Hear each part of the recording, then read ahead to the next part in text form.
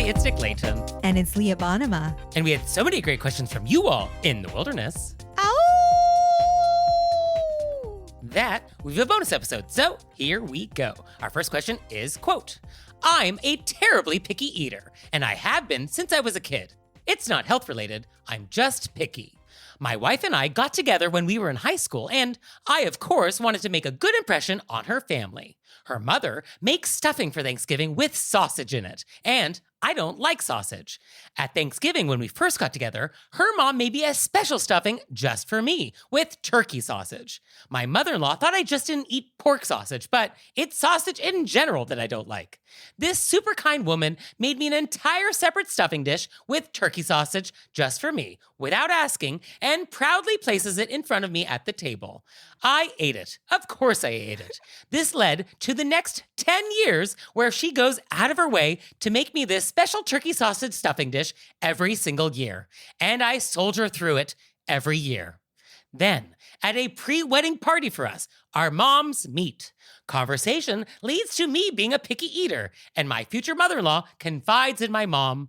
Oh, I know she's picky. I make her a turkey sausage stuffing dish just for her every Thanksgiving. My mom, my lovely, honest, tipsy mom, responds, she hates sausage. What did you say you make for her? Yeah, that happened. So they both turn on me, and I sheepishly admit that no, I don't like sausage, and no, I didn't tell you, and yes, I ate it every year. Oopsie. When, if ever, could I have fixed this before we got here? Was there anything I could have done to have spared my poor mother-in-law? Help. You know me, Nick, I would have also eaten the turkey sausage. Yeah, you're not the person to ask here. I also don't think that this was, I mean, I get why you did it. She was doing something special for you, and then you're in it. So I feel like you could have just been like, look, it was so sweet that you did this. I didn't know how to tell you. I appreciated how much you went out of your way for me. Okay, so you would go the honest approach. I would just be totally honest about it and then be like, I just didn't know how to tell you. Okay, I mean, I guess that works. In my mind, I was thinking like, oh, I usually don't like sausage, but of course I like your sausage. Yeah, but then she's going to keep making the sausage. That's true. Yeah, we want to avoid that. That's true. I think we just want to make her feel like the reason we ate it was because we felt the love she was giving to us. Oh, that's good. I like that angle. And that's why it was hard to tell her, because you so appreciated that gesture. Right. Yes. I don't love sausage, but I love the love. Yes. Yeah, actually, that would be the way to play it. Right. It is nice to feel taken care of, or Oh, that somebody for sure. does something special for you. And then you see why it was hard to be like, oh, no, I don't like this either. Right. I mean, I think what I find interesting about this is very common, where somebody thinks you like a thing and they keep doing it for you or keep buying it for you or keep making it for you. And then you get in too deep. And then like, yeah, what do you say when, you've created the impression like, oh, I like this thing?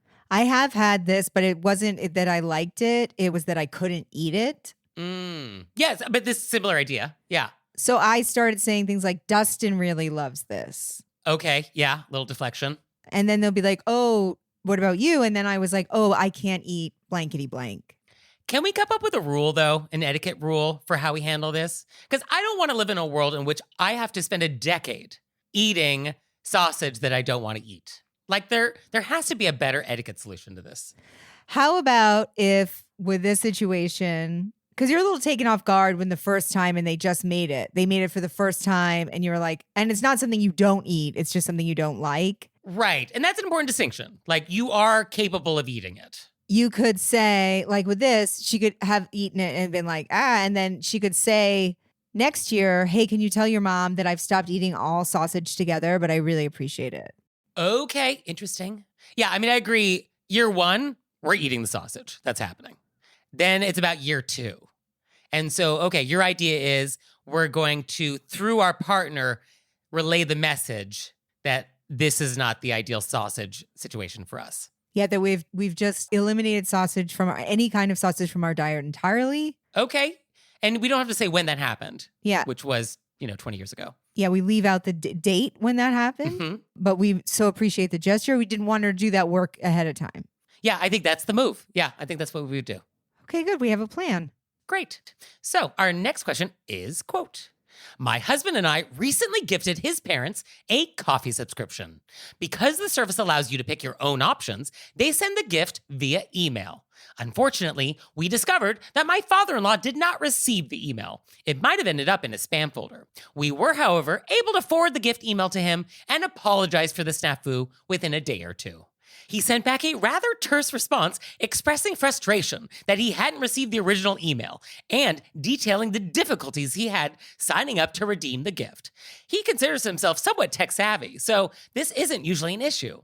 I was slightly mortified and responded to once again apologize for any issues that he had, let him know that the last thing we intended was to gift him more work, and even thanked him for letting us know so we wouldn't use this company in the future. My husband then apologized again on a video call, during which his father was rather cold about it and seemed miffed. I hate that our well-intentioned gift went awry, but how else could we have handled this, and how do you recommend dealing with a disgruntled gift recipient? I know Leah would be inclined to let my husband deal with this, as it is his father. However, he's more irritated than I am by his father's lack of grace, and I'm trying to avoid similar situations for the future, since my husband says he wants to keep exchanging gifts with them, which I usually coordinate. In fact, up until this incident, my husband was considering gifting my in-laws a once-in-a-lifetime trip that would have been a sizable expense. I'm certainly having second thoughts now. If my father-in-law got irritated about an email issue, how is he going to be if he doesn't love the itinerary? What should we do?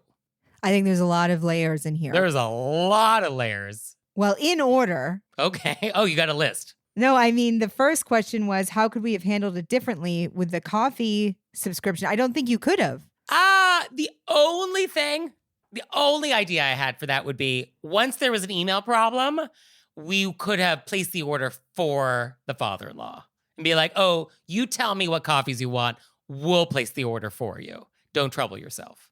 Okay. But yeah, I mean, what you did is fine. I mean, that's just an idea of like a slight improvement that may be available. Also, I assume there's things he has to read, like there's all these choices. Well, I think the idea would be like, oh, we'll go onto the website and then on a video call, we'll walk you through like, oh, do you want the Kenyan variety? Oh, or you want Kona? And then he tells us what he wants and then we place the order. But like, that would be what you would do with somebody who is not tech savvy. Yeah, he fancies himself as tech savvy. Right. And this is not a tech issue. Like we just had an email that went to the spam folder and he didn't get it. So, like, this is not a technical problem. This is just him being a brat. Well, and then it said, and then detailing the difficulties he had signing up to redeem the gift. Oh, okay. All right. So there's a little something there. Yeah, it seems like he's really digging into not liking something when it was just a gift. Yeah, he decided he didn't like this, and then he just really wanted to take that to the nth degree. Because, I mean, you're complaining about a gift is not. No, that's rude. Because you've apologized twice. You apologize in the email and then you apologize on a video call. And then our letter writer says that you think that the husband should deal with this. So is that true? I know I have the child of the person deals with it. Yes, the Bonema child of the parent role. This is an interesting situation because she does the gifts. Right, yes, as is very common. And he's more upset than she is. Right, okay. So I think that adds layers. I think that in a relationship, often we as partners talk each other off being mad at their parents' ledges. Okay. That's one of the services that's provided. That's one of the services that's provided. You say things like water from a stone. They're doing the best they can. Right. Yeah, that's true. Yeah. And I guess having little distance gives you a slightly better perspective of really what is happening. Sure. Also, it's interesting because a lot of the things that have come up previously is that the not child of the parent is the only person having the issue. True. Okay. Yes. And we're all having the issue here. We're all having the issue. So just to say it's layered. It is layered. I see two options. The son could say, Dad, I love exchanging gifts with you. I want to continue exchanging gifts with you, but I don't want you being upset if if there's a few extra steps in the present, and see what he says. Okay. I mean, I appreciate that approach. I don't know if that's the approach here because he's just being sort of moody and bratty. And so to corner him on that about future gifts, I don't think that's going to be a productive conversation. I think I would much rather just not say anything and change the behavior on my end. So like, I'm not going to give you a gift that requires any work. These are going to be fully formed goods. This is a box of chocolates that are ready to eat. This is a vase that you just take out of the box. Like, nothing requires assembly. Nothing requires any steps. Nothing requires any shipping. Like, here's the gift. It already exists in its fully realized form. Okay, well, I like that idea. If he then complains about one of those, I think we could have that we could have that conversation. Okay, yeah. Like, oh, I'm so sorry. It feels like nothing pleases you. I mean, we could say it in a different way. It's our dad. That's okay. I thought that was pretty polite. I'm so sorry. It feels like nothing pleases you. Okay, well, what do you want to say? Hey, Dad, it feels like you're hard to please. Well, I think I would say, hey, it feels like you haven't liked the past gifts that I've given you. Right. Yeah. Well, I mean, everybody should know that dads only like whiskey, knives, rocks for whiskey. What else are always in the gift guides for men? Golf balls. Golf balls. That's it. So if you're not buying one of those items, dads don't like it. Coffee is not on that list. I have no men in my life that those would be gifts for. Golf balls, whiskey, knives. But it's really true. Like what to get dad? Like, it's just, that's all it is. Very funny though. I have been gifted multiple knives. I mean, that's a good gift for you. As a Mainer? Yeah. And then this last question, my husband was considering gifting my in-laws a once-in-a-lifetime trip. That seems dicey. Well, what do you think? So I was thinking that I don't like the idea of using this one episode to like dramatically change all the gifts and our relationship moving forward. I would like to think this was a one-off. I don't know what was happening. Maybe they don't like coffee. Like, there's some explanation for what is happening here. Or he just has a very low tolerance for inconveniences, which is new to you, which you were unaware of until this episode. So let's say this is a one-off. But I don't also love the idea of like, oh, here's a $20,000 safari. And so I think I would want to maybe do a tester trip. So like, oh, we want to treat you to a long weekend in Nashville and like try that, something that's not as expensive as this once in a lifetime trip and just see how that goes. If that's a disaster, if he complains about everything, well then asked and answered. But if that goes well, then okay. I like this plan because I also felt the same way that it's like, is this the one time that he's behaved this way or were there inklings before? Right. Are we just going to cut everything off because of this one time? But I like this plan. This way we can test it out. Yeah, I would like to do a tester trip. Also, I would want to dig a little deeper in why was this coffee thing such a problem? Does he not like coffee? Is the idea that he had to choose things or that he didn't get to choose this gift at all and he wants more input or less input? And I think maybe that detail might inform like the travel plans. I think if I had to hedge a guess as to why he got upset, it would be, I think he fancies himself as tech savvy. Okay. He couldn't find the email. Right. Had to ask for help. And then he had trouble signing in. I think it made him feel less tech savvy. Yeah, okay. And sort of, I'm not going to use the word insecure, but he felt a certain way about it. And then instead of feeling maybe a little vulnerable that he couldn't figure it out. And then so he dealt with that by being a brat, moody about it. Yeah. Instead of being like, oh, this made me feel insecure. I'm usually so good at these things. Okay, I think that's an explanation. Yeah. That was my immediate thought when I read it. So I think that actually a fixed itinerary, then he doesn't have to make any choices that are going to make him feel insecure. And then I guess the question is, are you going on this trip or are you just gifting it? No, I think they're all going together. Oh, you think it's a group trip? Yes. I'm not sure. You're right. I hadn't even thought of it that way, but you're right. It could be either. Yeah. I mean, part of me feels like, do we just gift it and then have a good time or not have a good time? But like, that's not my problem. And so like, bon voyage. Okay. So they say gifting my in-laws. So there are two of them. So I wonder if we could talk to the other person and be like, we're thinking about giving you this gift. But dad didn't seem to like be into the last thing. He sort of seemed kind of didn't like the way we did it. And so I don't want to do that. If you think, what do you think? Okay. I like that. Yeah. Loop in the partner there. Yeah. That's the best idea. So the son could talk to the mom. Yeah. Okay. And just make sure if you do get this trip that the itinerary makes it to his inbox and doesn't go to the spam folder. Well, print it out, put it in a folder. Exactly. Yeah, we need hard copy for that. Hard copy. So our next question is, quote, the news has broken that someone from my state is the newly elected president of an association that I belong to and whose conference I will be attending next week. Long story short, he is a lying, smarmy, self-congratulatory bully. I will run into him at the conference as I am a presenter and was on the committee for another winner at the award ceremony where he will be presented. I will not be applauding, but I need words for when we come face to face. When confronted with a new baby, my husband always says, now that is a baby. He is so enthusiastic that everyone thanks him for what is not a compliment, as he thinks all newborns are ugly. Not his own, of course. I need a phrase like that. I was thinking, wow, you won. Or maybe, it's going to be a long 2 years. Or thoughts? Hey, I love that. Now that is a baby. I love this. I love this whole question. Lying, smarmy. Long story short, he is a lying, smarmy, self-congratulatory bully. Yeah, he seems fun.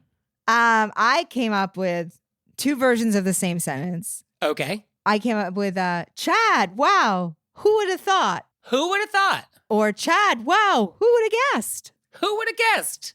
Okay, yeah. I mean, that's kind of neutral. That's neutral. I mean, I was thinking you have 2 paths. One is, do you want this person to know that you loathe them? Like, do you want to convey that? Because I feel like our letter writer does want to convey a little, like, wants to twist the knife a little bit. You know, wants to have a veneer of politeness and cordialness, but wants to have something that is a little cutting. I feel like that's what our letter writer wants. I think they want something that's not a compliment. Right. But it's not rude. Right. Yeah, they want to try to thread that needle. So I had a few ideas. One was, quite something, isn't it? I like that one. Quite something. Yeah, this is the same flavor of yours. And then, big week for you. And then I had, well, look at that. Well, look at that. And then, of course, the classic, well, here we are. I'm rolling big week for you around in my head. Big week for you. Big week for you. Big week for you. And then I actually often say this, although I don't know if it would read in the right way, but I often say like, well, that happened.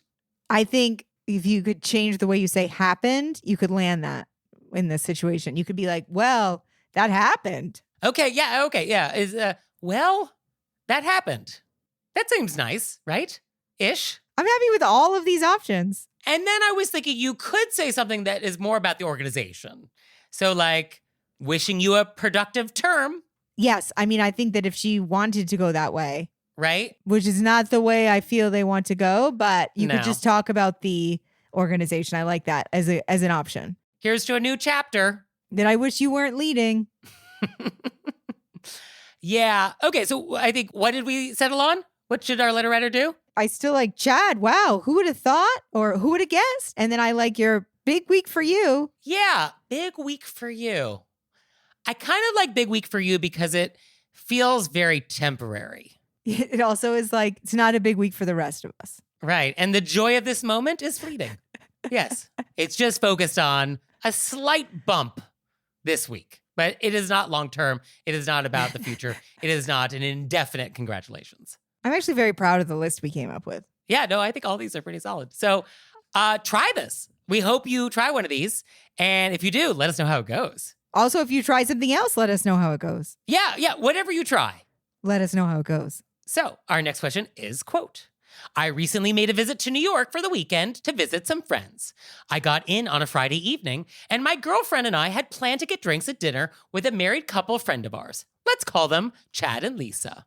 We were running a few minutes behind due to travel delays, but they said they would meet us at a bar near the restaurant. Without asking us, Chad ordered us each a drink to have waiting for us when we got there. I didn't know the place, and while the drink wasn't necessarily what I would have ordered for myself, I thought the gesture was very kind as I'd been traveling all day. We enjoyed the drinks and then had a nice dinner where we all agreed to split the bill evenly. A few days later, I received a Venmo request from Chad for the dinner, and the message also included the drink from the bar. I was a little surprised to be requested for the drink, as I had not ordered it, nor had I asked him to order it, but I decided to pay it anyway.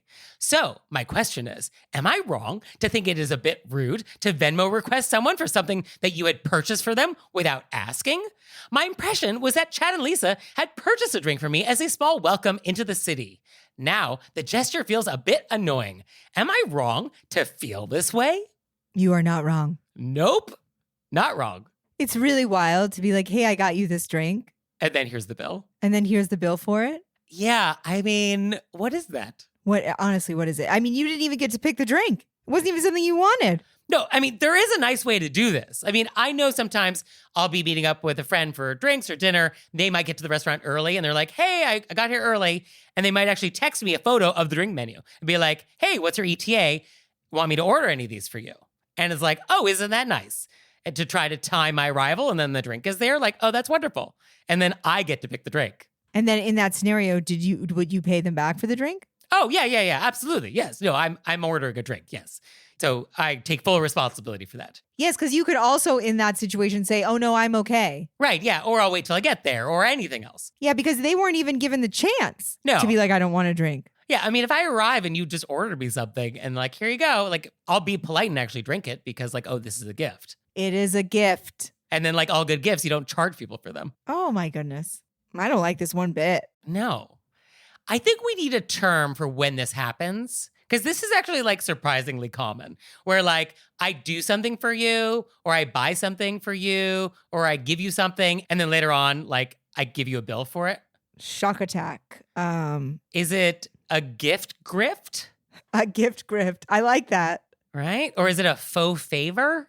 I have Venmo request stuck in my head as if it would be like Venmo request blankety blank. Yeah, I feel like the word ambush is in there somewhere. It's an ambush.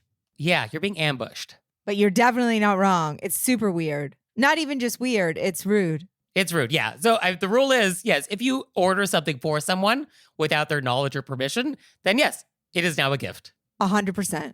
No caveats. Yeah. No, that's what that is.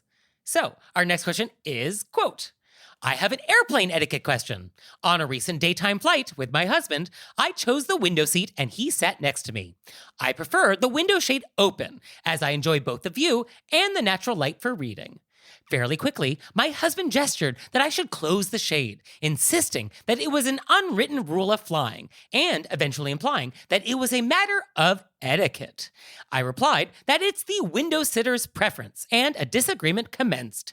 Had this been an overnight flight where people were trying to sleep, I would have agreed with him. But as it was a midday flight, I maintain that it's not a matter of etiquette, but preference.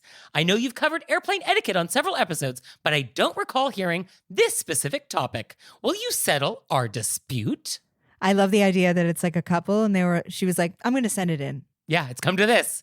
And yeah, we have not addressed this specific question. Well, we did address it on Tamron Hall. That's true. A version of it. A version of it, yeah. Yeah. And a dispute to settle? Oh, my favorite. Absolutely is Nick's favorite. Yeah. Oh, you don't enjoy it?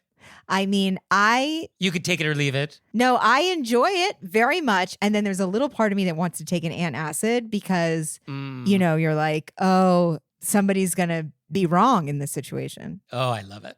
So who's wrong? Who's right? How do we approach this? I think it's the window sitter's choice. I think if we had a bottom line in it, yes. But I think there's a lot of roads to take to get there.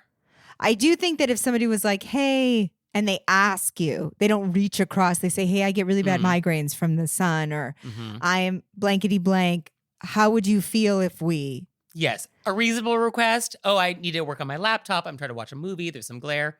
Would you mind? But just closing it, I don't think is at all necessary. Yeah, I think daytime flight is definitely different than a nighttime flight or a flight that is going to become nighttime, like a long flight. Yes, I think you could have the window up. I also sit next to the window so I can look out the window. I don't sit next to the window, but if I did, that would be the only reason to sit there. I guess you also get a wall. You get somebody not next to you. You get a little wall, yeah. And I think the idea of sleeping, I mean, everybody should have an eye mask. I feel like it is on you as the person wanting to sleep. If you're bothered by light, it is on you to have an eye mask. I really think it's the window sitter's choice. Yes, I think every seat has its perks. And so if you want access to someone else's seat perk, then you do need to ask them. And it is sort of their prerogative, yes. As long as they're not being actively rude with their perk.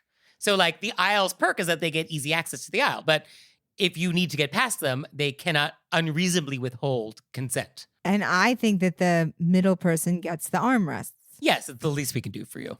Right. And then the window person, yeah, they do control the window. That is, part of their domain. But if there's a reasonable request that comes in, they should try to accommodate it. And also let me say, if you know you're a person that has to get up like every 15 minutes, don't book yourself in a window seat or a middle seat. Don't do that to the aisle person. No. Know thyself. Know thyself. So, yeah, I think that's how we would get there. Yeah. Unless there's some compelling reason to the contrary, if you want to have the window up on a daytime flight, okay. I like that we agreed, Nick.